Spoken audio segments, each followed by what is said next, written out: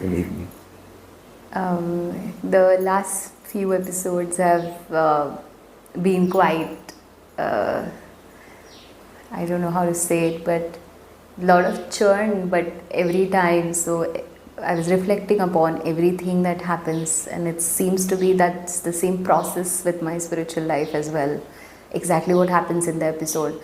Like, trigger comes, there's an event, it questions something very fundamental, and that fundamental resolves or dissolves into nothing. So it's every episode has been like that, a question about something, and then you take me through. But today I want to begin here because from the last one, and I'd recommend everybody to go and watch that one. It is about the here and now, the freshness of here and now. So after that episode and after that conversation with you, something fundamentally changed. Okay. And I was doing this like work for 10 years, right, as a life coach, and I felt that is what the purpose was, and everything was this imperfection, and life was really good. I was getting paid, I was making the impact, whatever I wanted out of it. But I somehow dropped that whole thing about legacy and leaving the greatness, and all those concepts basically dropped last time. Mm-hmm. And I felt they'll take time, honestly. Mm-hmm. In my mind kept going back, but no, it just fell away. And I told my mom that, and I didn't work, I haven't done a session since last week, and just been sitting with things, and suddenly a whole new dimension to my contribution to the world happened. Someone sent me money and I ended up doing food donation, and I thought it's like a one time event, but no, life wants me to do more. Like, someone saw it on Instagram and replied saying, can I send money for next month, will you do it for me also? And then someone sent for August, and then I have someone, like, people are just sending me money, and I don't know how to take that money because so far I just did it personally, and I found it so fulfilling, and I found it so natural to what I am, and I felt so amazing doing it that I said yes, I will continue doing this. Mm-hmm. And it didn't stop there. More and more such things have showed up. So I wonder what happens when you just like, and my website, everything is the same. I haven't changed anywhere, but one status update. And yeah, boom, like entire trajectory of my life is looking different suddenly, and I have a calling to teach Devi Mahatmyam also, and that calling has become so strong. Like, 1 week I haven't been able to sleep. I already have the course ready almost, and I wonder what this is, but there is no need in me to process. So Very good. Yeah. I don't have the need to sit with it and analyze whether this will be successful or, yeah, like none of that. And my parents are supporting. My father is coming and he's like, I'll be part of it. And this whole time, they never understood what I'm doing. Like, they could never explain back home, what do I do for a living? How could I get paid so much for talking to people about their life and their problems and traumas? They just couldn't wrap their head around because it's so absent in the culture where I come. Mental health doesn't exist. Yes.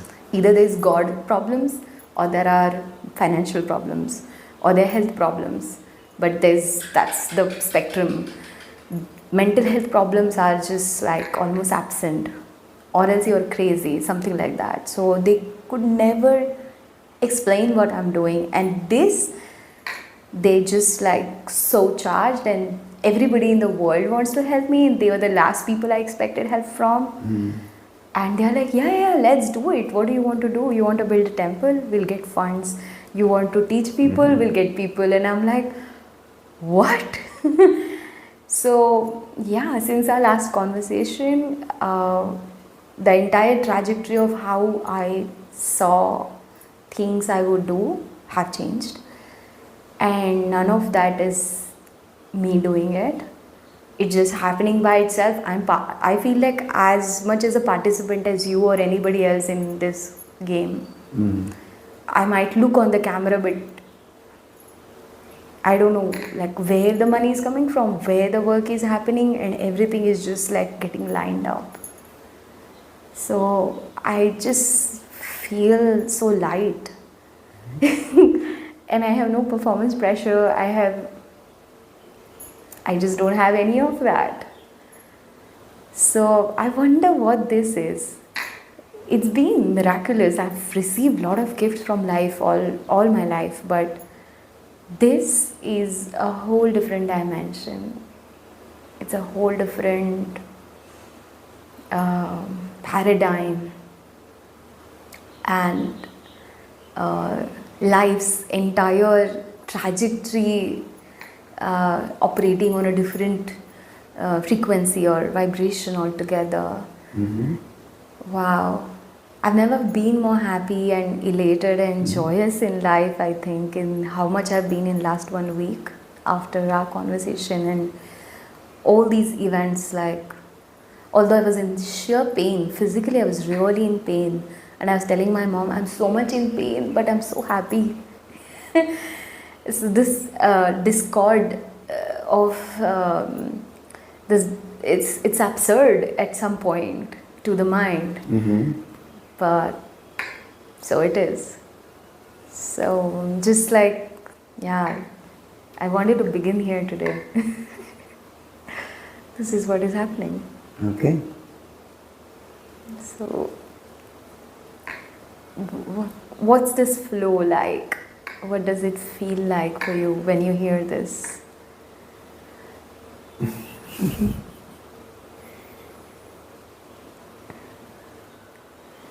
Well, whenever I feel this kind of energy, there seems to be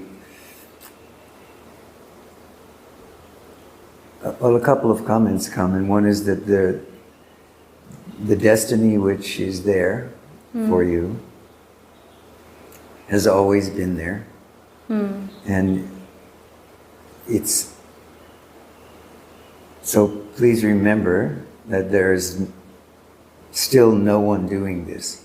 But if this is what is the destiny which you have in this life, whatever that destiny is, I'm not just saying what the experience you're having, but the experience anyone's having. When a destiny is, when we are aligned with a certain destiny through surrender, through presence, then things do seem to happen, and they happen easily. So this is one measure of knowing that you're in line with your destiny, is that things begin to happen easily. But also for you, I want to say, just be aware that even though you are, we can say, comfortable or happy with this apparent destiny,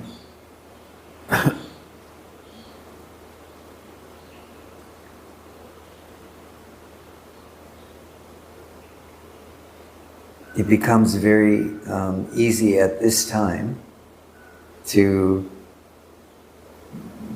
become distracted in a way, even by beautiful things and beautiful possibilities and so on. And what's happening in that case is that the individual ego or the individual personality can still try to co-opt what's happening. And what I mean by co-opt is it will turn the events into a new shape of me. Okay? So understand that part of what happened is you really let go of me that last time. And this opens the heart to the possibility of one's true destiny. And then something can happen like this, which can feel very beautiful, even Yes. miraculous. Yes. Yeah. And one can become eventually just as identified with a new shape of me or Yeah. a new form of me as one was with the egoic form of me Earlier. before, earlier. Yeah, earlier. That's good. Yeah, but So- this would be worse. Like, Why? it's like this would be worse probably. Why? Because like the spiritual ego probably that would make me Yeah, so- more arrogant than So the that's the thing I want you to keep in kind of in the Yes. back of your, or maybe in the presence of all of this while it's happening, is Yes. hold that recognition that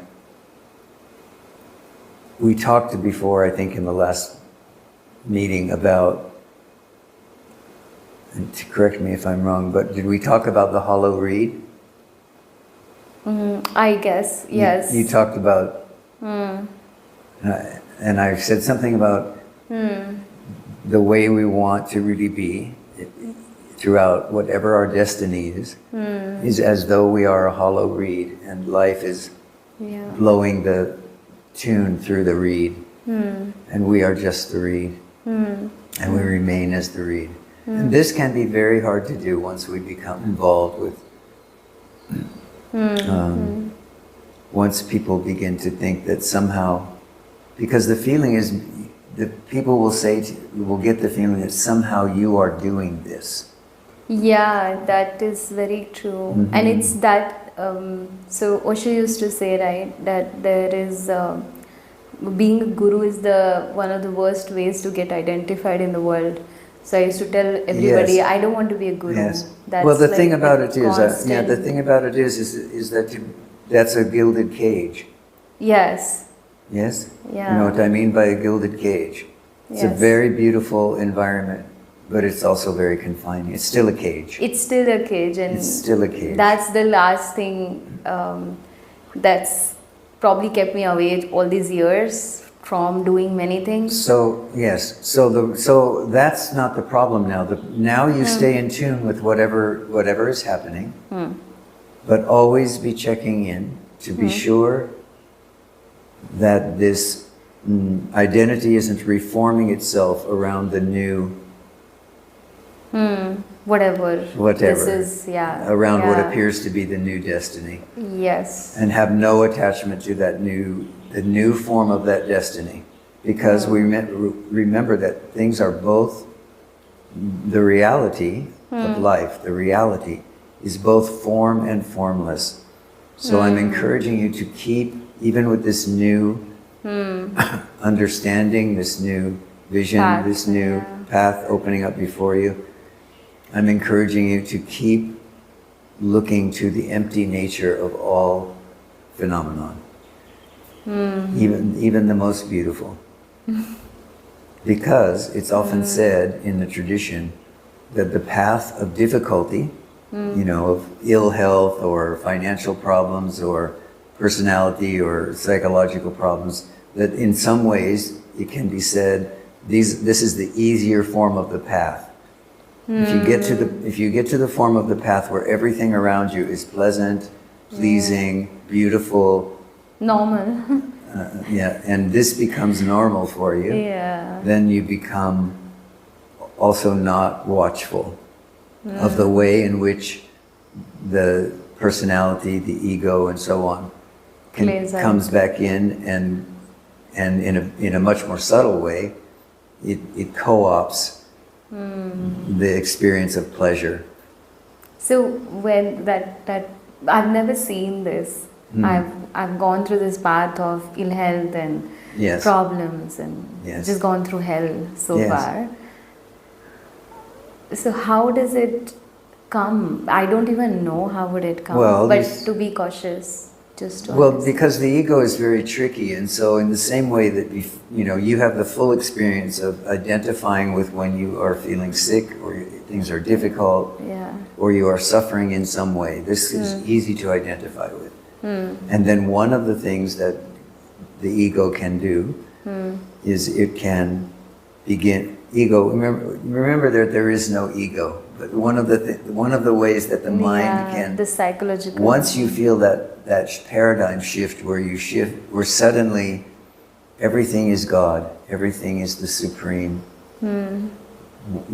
The way that it can trap you again is it begins to feel something like, now I am living the fortunate life, Now I am awake. Now I am enlightened.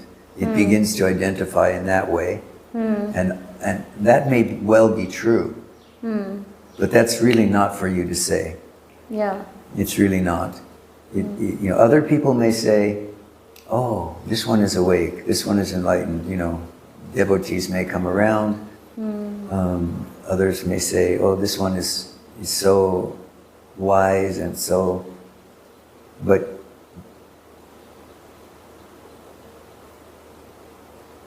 if you identify with that,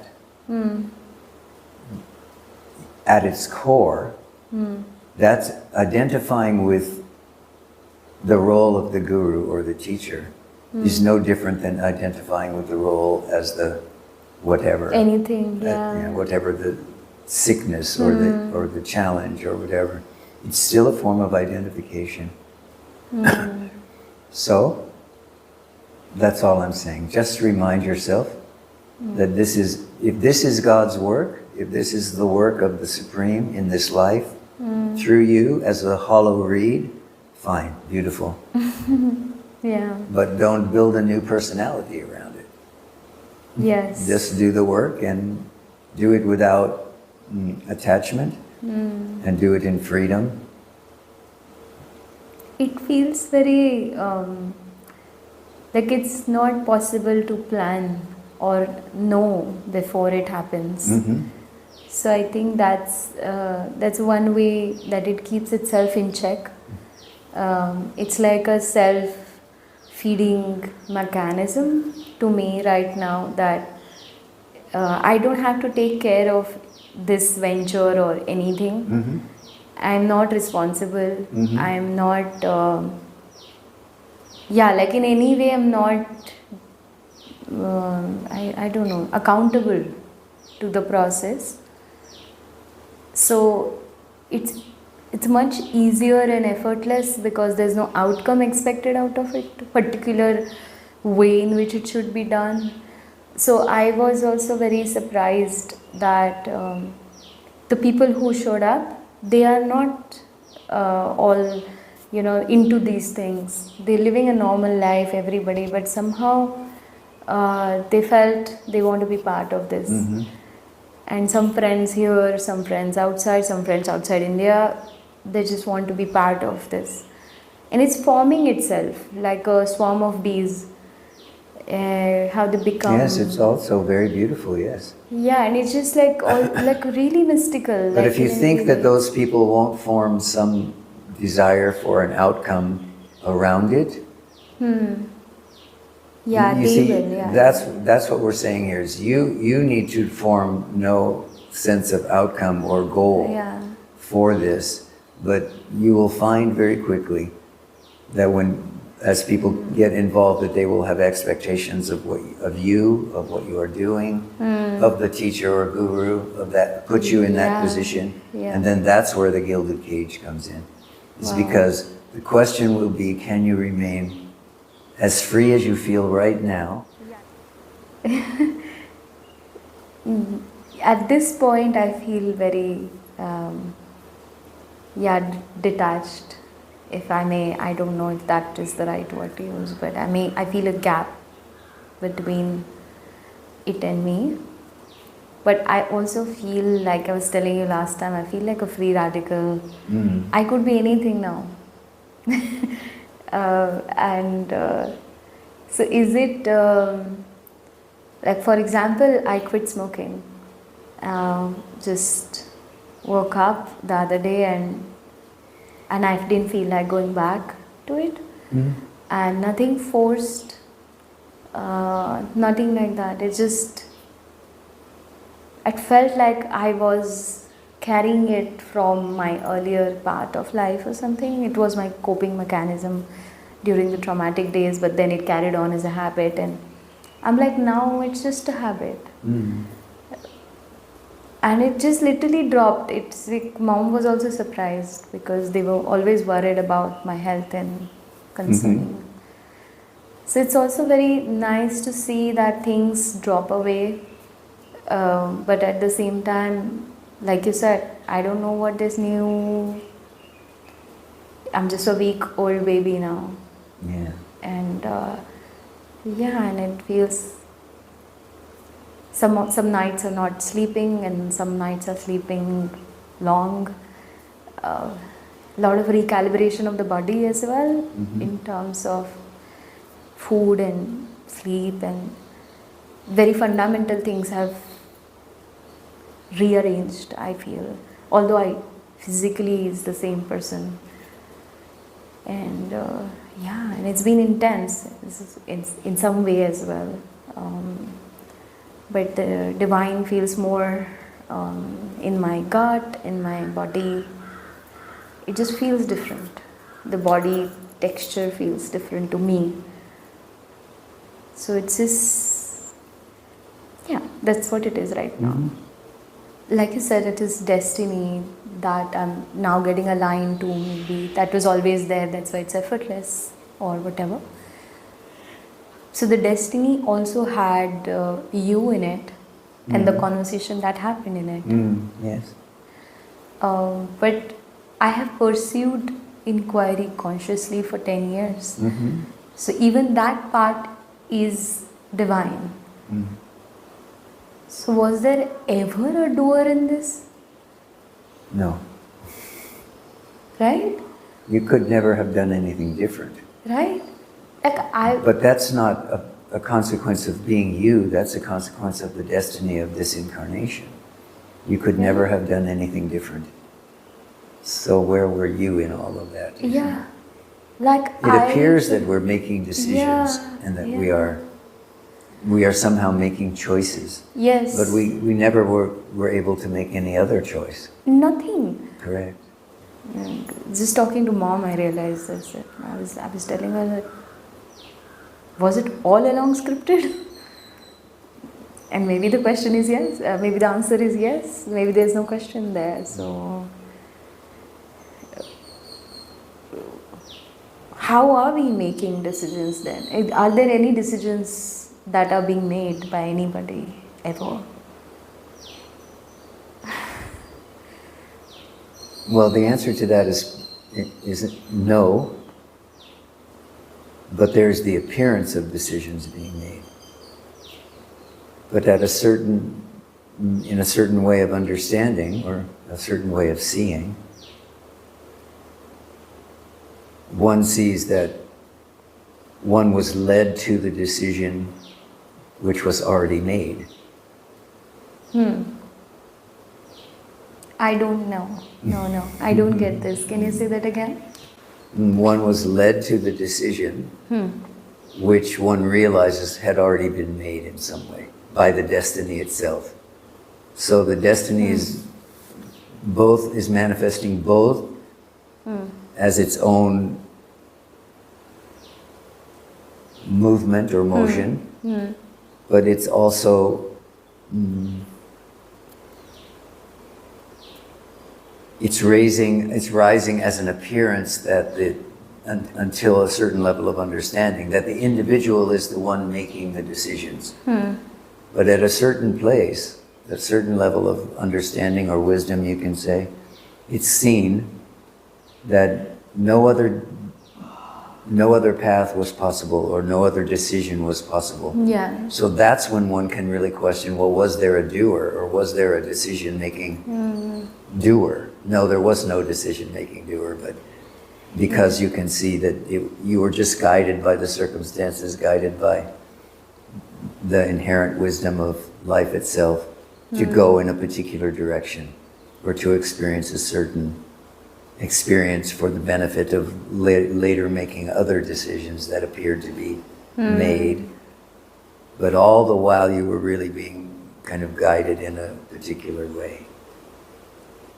So, I mean, even those decisions, for example, I had a calling to do something and I did not do because of, say, I didn't have the money. Example, I didn't go for this particular retreat. Now that felt at that point of time that the other choice to go for that retreat was more aligned, but at the same time I know now that it can't be traced back because it was not meant to happen in that way. Yeah. So you can say yes, or you can say this is what I want. You can say this is what I think should happen. This is what I know should happen. This is what I feel deeply in my heart should happen. Yeah. And the universe can still say no. yes, Don't go in that direction. Yeah, it's like- not a no that's a negative thing or saying Yeah. this is not right for you. It's just simply saying no, don't go in that direction. Not yet. Not or not yet. now. yeah. Maybe later, but not now. Yeah, like there's like a divine delay or divine intervention or a divine detour or divine alignment. But all of it essentially is the same thing. Yeah, you what you're calling divine alignment or divine intention just means that you cannot go in a direction which is not beneficial for you or which is not part of your growth plan or Yes. part of your prarabdha karma in this life. Yes. You simply cannot do it. No. So what will happen will happen. What is not destined to happen will not happen. You know, Bhagavan said, "Try as you may." You know, you can try as you may to get something to happen, but if it's not within the dharma or the karma or the prarabdha karma of this life, it will not happen. So also, he said conversely, something which is destined to happen for you, you can do everything that within your willpower to avoid it, whether it's out of fear or what you can try to avoid your destiny for as long as you want, but eventually it will show through. Yeah. You know, that which is bound to happen is going to happen, no matter what you do. That which is not destined to happen is not going to happen, no matter what you do. This is the foundation, excuse me, of his comment, his pointer that says, therefore, keep quiet. Right? Okay. So this is part of what I would like you to understand in this right now, is that yes, the paradigm shift appears to have happened. Beautiful, good, lovely. That the consequence of that in the mind is that the mind says, oh, look at this, look at that, this is happening, this is happening, this is happening, this is happening. Isn't this lovely? Isn't this wonderful? But that's still just the mind interpreting Yeah. what the deeper process is and trying to take ownership of it. Remember that the sage said, in the face of both good and bad, positive and negative, keep quiet. And this is not meaning don't say anything about it. This is meaning don't attach into outcomes. Not only don't attach to being the doer in the situation, but also don't attach to any possible outcomes. You know, he remained free, even as he went from a beggar on the hill in just a loincloth to being surrounded by a huge ashram and thousands of people. Yeah. You see his demeanor never changed. He was always just this silence. And people would say, oh, you are, you know, later in his life, people would say, oh, this is wonderful, what has happened to you, you are this great guru, you are, you know, and he would say, so you say.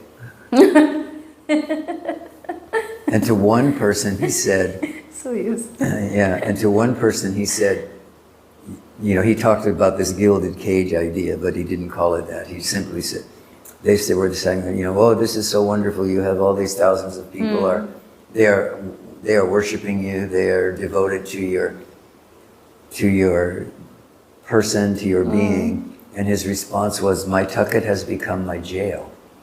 My tucket. tucket? Remember, he sat always on a cushion. Yes. Yeah. Right. So you can't see in this picture, but behind him, he's sitting on a couch with his feet stretched out. Yes. This is called a tucket. Okay. Especially in northern India. Okay. My tucket has become my jail.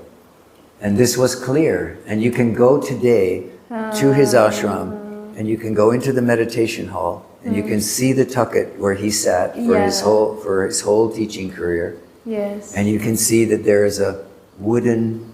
Yeah, like the bars. There's a wooden bar barrier all around his tucket. Yes. That wasn't put there after his death. That was put there long before his death. Really? Because people kept coming in and trying to touch him and touch his feet and bow at him. Okay. And what he was referring to is that, yes, it was his destiny to be this great guru. Yeah, it's But it was- Sadhguru. I but it mean, was Sadhguru. such a beautiful. Yeah.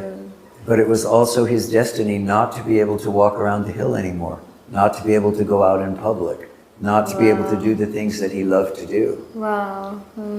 Because he was required to sit there Yes. on the tucket for the sake of the visitors from, Very good, literally. he would chop vegetables in the morning, 3 o'clock, 4 o'clock, when there was no one around. He could get up and he could go into the kitchen and chop vegetables and mix spices and get the day's cooking going. Yeah. But then by 5:30, 6 o'clock, he was required to be on the tucket. Visitors would start coming. And he was okay with that, this was his destiny, so he knew this. But then he was required to be there throughout the whole day and be there until 9 o'clock at night, 10 o'clock at night. Later on, they started establishing, like 1 hour a day when he could come off of the tucket and he could walk up the hill and no one was permitted to go with him. This was after his comment, I believe. This is my belief in this. I don't know if this is true. But after his comment that his tucket had become his jail, or his couch had become his jail, then there was the recognition that to demand that he sit there from 6 in the morning until 10 at night, getting up only to go to toilet and go for food, for a meal. Because, people wouldn't eat unless he was in the dining hall, so he had to go into the dining hall, he had to have the meal. He had to always be in the presence of devotees, and he was completely surrendered to this. But then there was a time when people realized, when his attendants realized that there needed to be a time when he could go out the back gate of the ashram, go up on the hill, wander, and people were required to stay in the ashram. No attendants were allowed to go. And this is when you see him on the pictures of him on the hill, just carrying his pitcher of water and wandering a little bit on the hill for an hour and a half. Wow. He no longer could go around the hill. He couldn't do pradakshina. The crowds were too big, or people just wouldn't simply let him go. When he tried to go around the hill, he would have to stop every 10 minutes and eat something or drink something because people were so insistent. Wow. But in all of this also, like, now you spoke about this, no?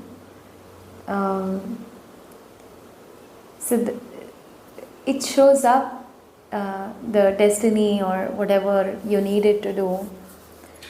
And it may or may not be the personal choice, because there's no personal choice now. Yes. Or personal preference to who you are and what you do. Yeah. Who has access to you as well. Like, I'm an absolute loner. Like, I've lived alone 10 years now, even in a place like India. And I was super young, and everybody was like, as a woman, you're living alone in like random spiritual hills and stuff. And I loved it. And this sudden movement of people wanting me to be there and like talking to 400 people in a day, I felt, but I didn't feel anything somehow in that moment.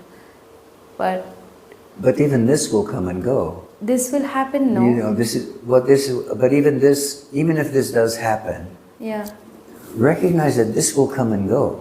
This is still a phenomenon in the field of awareness. Right. It will come and go.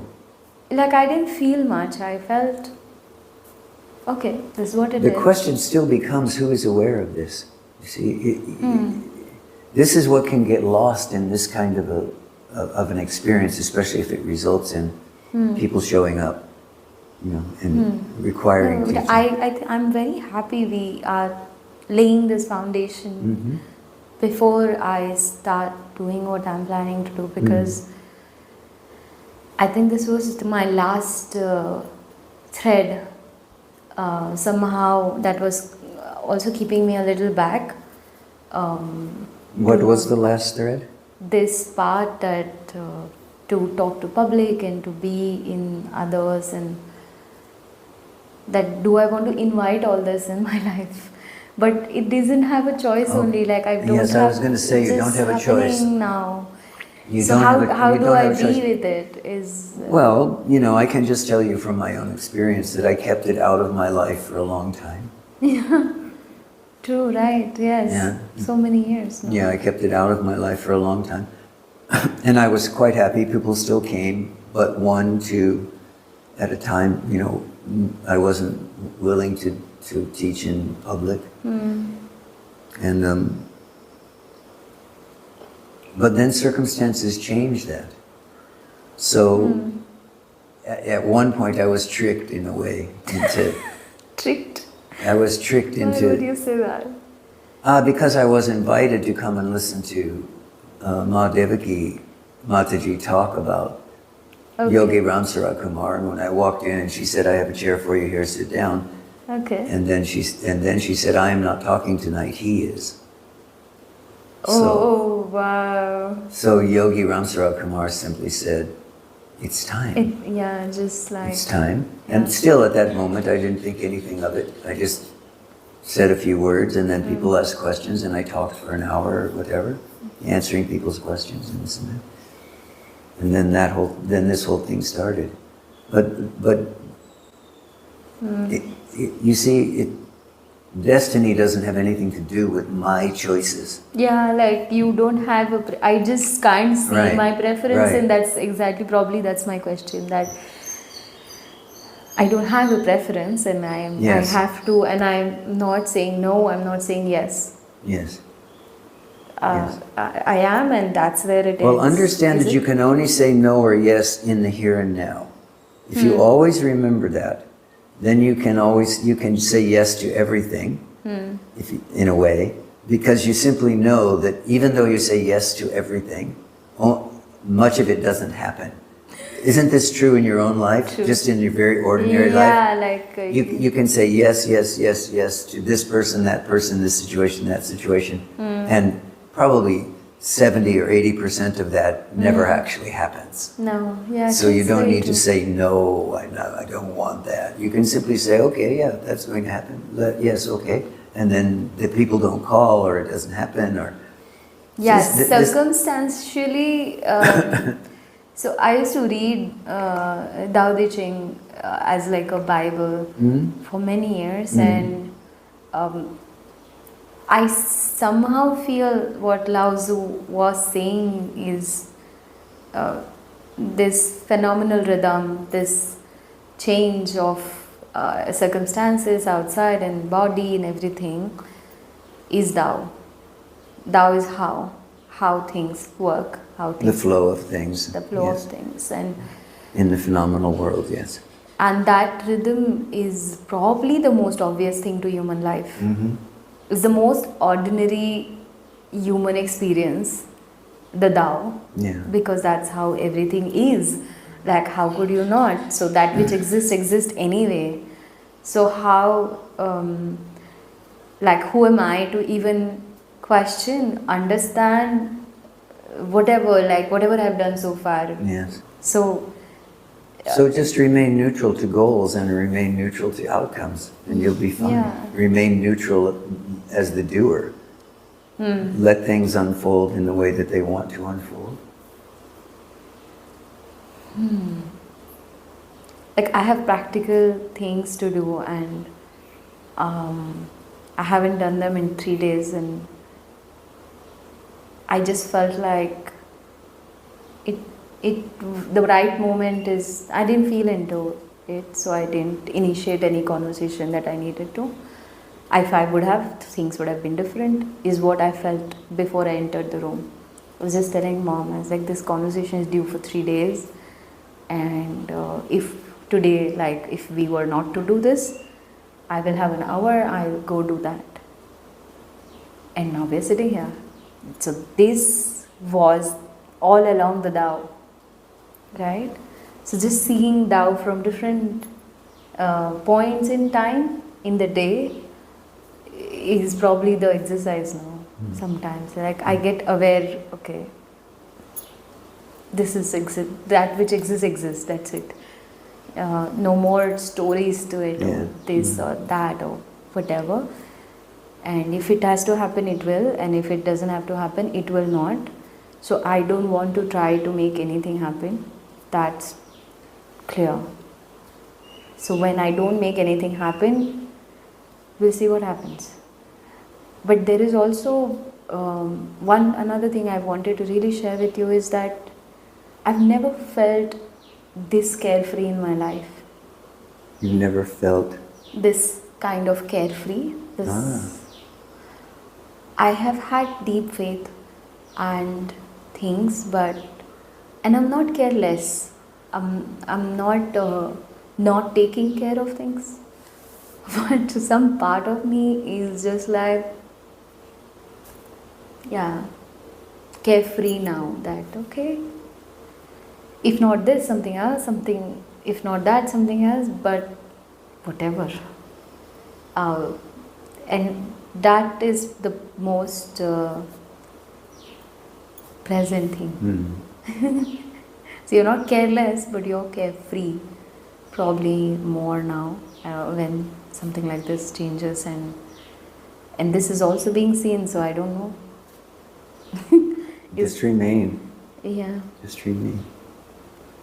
It's the freedom and lightness. Another thing that you told me last time was, when you are relaxed, when there is just this relaxation to your being, to your body, to whatever, even the material flows only that time, and the spiritual also. So is this the fundamental state that people talk about, or how I've read about? Are people referring to this?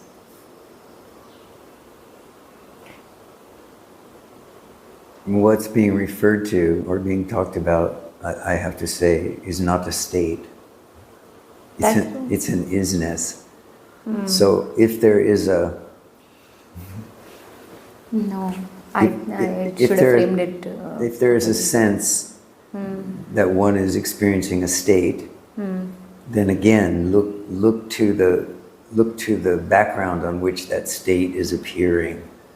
Look to the awareness itself, which is aware of a state which is present. Because the awareness itself, which is beyond states, one can refer to as an isness. And so this doesn't have that quality of states which come and go. Yeah.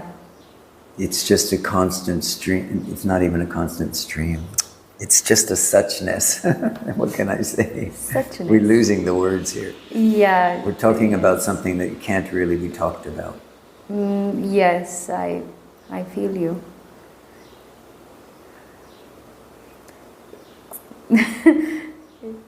I had a practical joke in my head. Nothing can be truer than the truth that is. And I find it as a practical joke because I still have some part of me that wants to call some part of the world false, some part of my reality as false, or whatever. But the only falsehood was the doer part that I was looking for. The doer that I was telling you, that did I make those decisions to get here? were those the right decisions to make, and like all that, that seems to be a whole false story now, because all along this is what was scripted and this is what is happening, and the more and more I get aligned to the just this whatever this now, I don't know, again blank is, that's there's nothing truer than the truth, and yeah. So I find it a bit funny. Yeah. And empty as well in some way, but and Yes, but this also- is very important, but empty in some way. Yeah. Because it's from that understanding that you can step into this timeless awareness. Hmm? You can step into this timeless awareness in which there is no doer, but there is still a recognition of presence, of awareness which is ongoing, and it can't be tied to anything. It can't be, so there is no doer, but it can be said that still this I am presence, this is realized and recognized and is there under all circumstances. But that doesn't constitute a doer. It's almost more that there is an observer of what is happening, but in that observer there is no one, there is nothing. There is only this recognition of consciousness is here. That's the only thing that can be said about this moment. Consciousness is here. And it manifests inside each individual who is stable as the I am. It feels like I am, or I exist. It feels as though this. So this strong presence of I exist is still here, but this I is not the doer. This I is simply the awareness itself, which is even not, I is not necessary. The awareness is here. Awareness on the grand scale, you can say, is here. Awareness is the most expansive possible position, is here. And it is simply watching what is coming spontaneously, staying for a period of time and then going. What I observed while you said this was that I don't have a recognition when I am in the world, but my actions are spontaneous now. Is there a need to remember? No. You see, from the position of spontaneity, actions are just going on. Yeah, and They don't need to be remembered or guided. like or, no control is being exerted, and I'm not in resistance to. right. Earlier there was a lot of resistance. That is what was causing me to make one choice or the other. Now I am okay. Like half an hour, what happened today, I was fine. I was like, Yes, we'll do but something choices else. are all, understand that there will be the appearance that choices are always being made. This whole appearance of choices, is it like a test by the universe? Is it? Like a test by the universe? No, Is it any of that? Like it's, I can't see that. It doesn't appear that way to me. it feels like that to me. Like, Used to, I can't say now, but used to, that you have 2 or 3 choices, you can make a higher choice. And yes, but this is still on a relative level. yes, of course, yeah. No, I'm speaking from a person's point of view now. That the appearance of choices, how the charade plays out is what I want to just... So it feels that appearance of those choices, and then it depends on, like the willingness to see the truth, that you choose probably the higher, and it will look like that. But the divine is choosing for you at that point anyway. So that appearance is just there to calm you down, and like, just like, you go through it in some ways. So it's like a simulation where everything is already pre-decided, everybody is acting according to their roles and their whatever situations, and circumstantially feels like there are now I got the right words. Circumstantially it feels appearance of choices. The circumstances appear in a way that there is 1 2 3, but whereas we always know which door was going to open, and that is the door that opens anyway. So my effort to try and do the others is also decided by the divine, that okay, your prarabdha karma is this long, let's create some simulation, some games, some part of you that goes through this and that goes through that. It feels like that to me. And like Kabir says, no, you're the puppet in God's hand. And if all of this comes to a stop, then what? Yeah, now I'm like, okay, now I can't find a reference to the doer, so Yeah. the whole appearance, the whole game feels. But I had. Do so you much still have the attachment. feeling in this moment right now, in this very moment, do you still have the feeling that something is going on? Something is appearing? Something is appearing. Or something is happening right now? Right now, in this moment, is there something happening? Mm-hmm. Yes, but I don't feel resistance to it. That's what I can report. But no, I don't think it's like nothing is happening. No, I don't think like that. I don't feel like that. Okay, Yeah. keep going. Yeah, I, I don't feel like that. I feel there's something happening and I'm part of it and I'm okay with it. Whatever happens is fine. But And if it all comes to a stop, what if nothing is happening? This is what I'm asking you to look at now. What if you only think something is happening right now and nothing is really happening? Then where are you?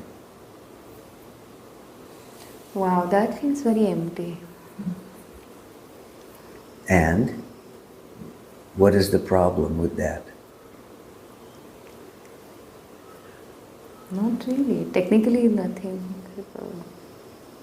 Doesn't feel like a problem. Yeah, I've stumbled upon this before, but yes, I didn't stay there. I didn't stick to it. You did bring me here before. I know this place. Wow, so all of this is happening is also an appearance of choices.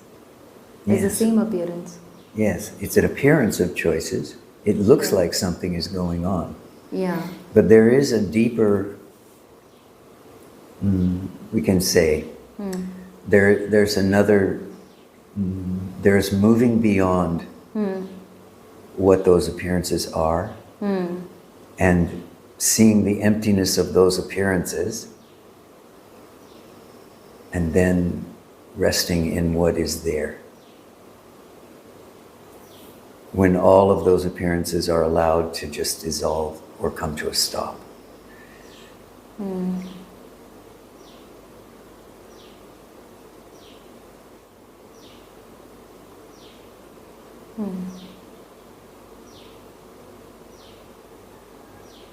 It's not a stop, it just doesn't bother. I wouldn't use the word stop for what I am sensing. And it's a sense now, I have stopped feeling it.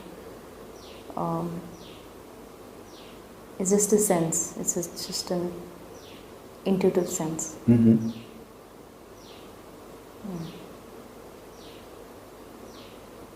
Yeah.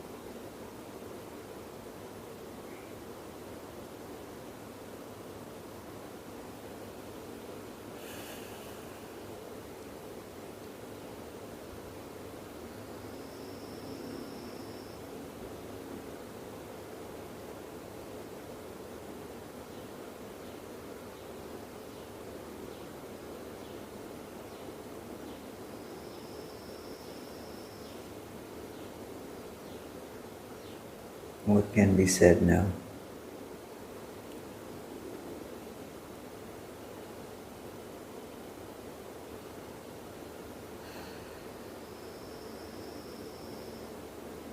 It's blank. Just blanked out. It's completely blank. But still here. Yeah.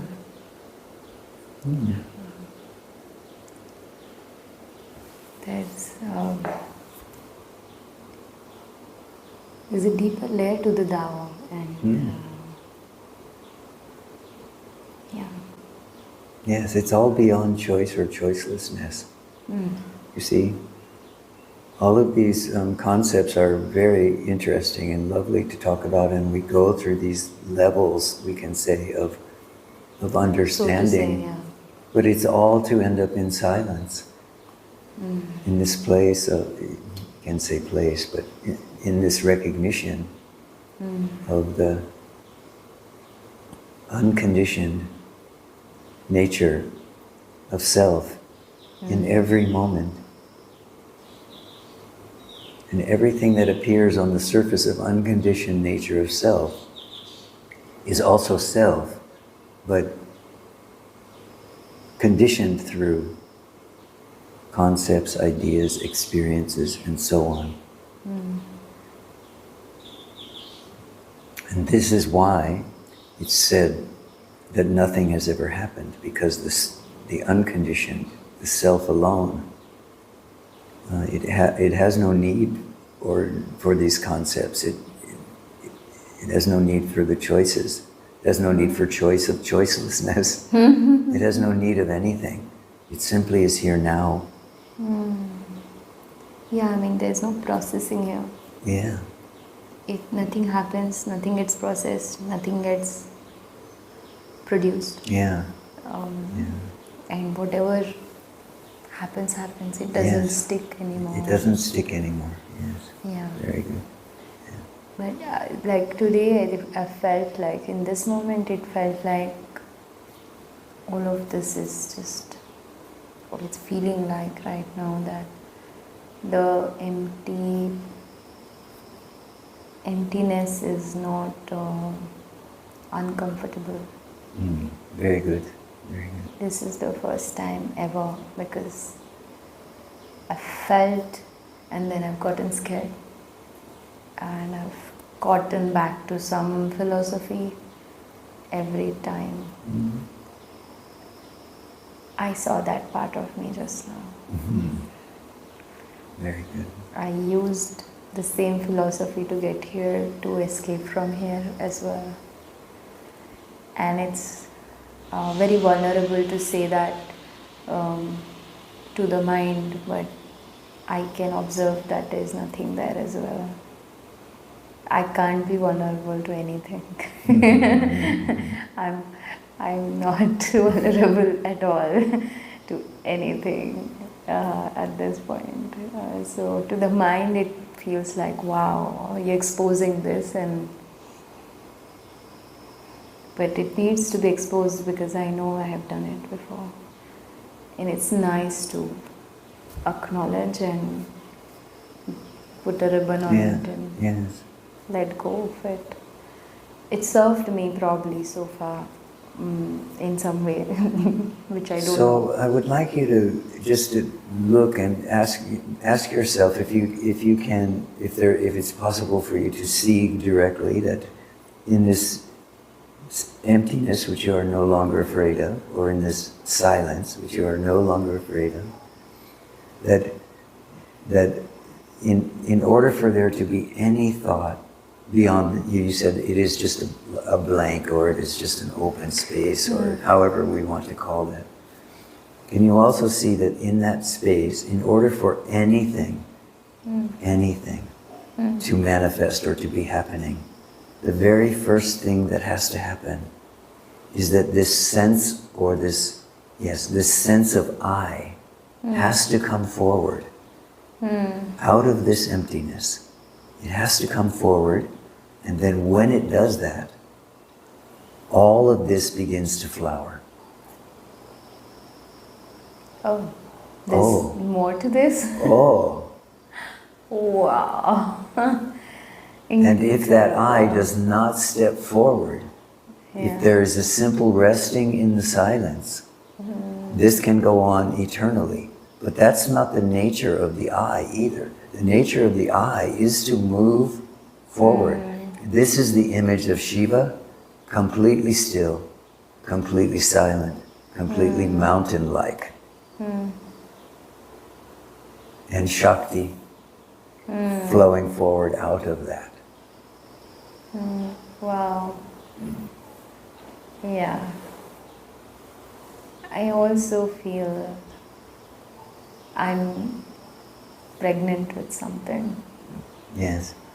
This understanding of somehow this is the way of how this manifestation comes about. How the appearances happen Wow. directly. It's That incredible. It's when this sense of this I sense, this I am sense, this I exist sense, however you want to say it. This is why Bhagavan kept saying, ask who am I? Because, and then go into silence. He said, ask who am I, but then allow there to be a gap.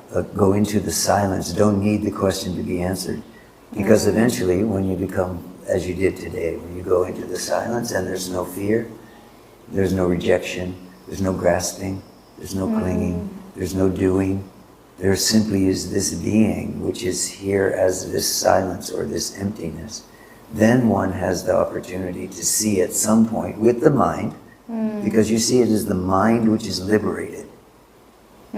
So when one sees that it is when this I sense comes forward, spontaneously, out of the sense of self, out of the sense of emptiness, out of the I sense, that all of creation comes. So the absoluteness of the creation, yeah, stems from here. Like everything feels Yes. absolute from here. Yes. Everything is in absolute sort of. And this is just perfection. happening spontaneously as the nature of what is. See, at this point we can drop all the concepts. We can drop the concepts of the divine, of God, of there being Yeah, a like plan. there can't of there be anything ungod. can't be anything ungod. Beautiful. That's great. Yeah, I like it. Can't be anything ungod. Yeah. Yeah, I was. That did cross my mind. I couldn't speak it. There's what can be ungod. The God there is ungod. So I The felt whole duality breaks apart. yeah, like how before we started, I lost the mala. I felt like I lost God with it, like the whole concept or whatever God is to me. That was too much in the moment. For some, I shook a little bit inside. So probably I don't know now what God is, and I'm okay with it. But I just, the reference I had is definitely not that. So maybe it will show me So now. begin to understand that this experience that you just had of the supreme consciousness just resting as itself, without concepts. And the very first concept you could have is emptiness or blankness. Yeah. But before that sense of emptiness or blankness, that was before the mind defined it in that way, first had to arise a sense of me-ness or I-ness. Not even me-ness, but I-ness. The I sense had to be present. Otherwise, you would just sit here in silence for eternity. Yeah, I was wondering what spoke through me, or is speaking through me right now. It's this doesn't have any location anymore. This has no location, yes. I can't locate it. At the same time, it is. Yeah, it just is. It just a way. is. Yeah, and It just and is. it's untouched by everything. it feels like it's dominating my presence at this point. Yeah, that's it. Okay. And I'll stay with this and I'll meet you again. Yes. Very good. Hari Om. Thank Hari you, Om. thank you, That's thank all. you, thank you, thank you so much. I'm eternally grateful to have just had this opportunity to be here and now with you. Thank you so much.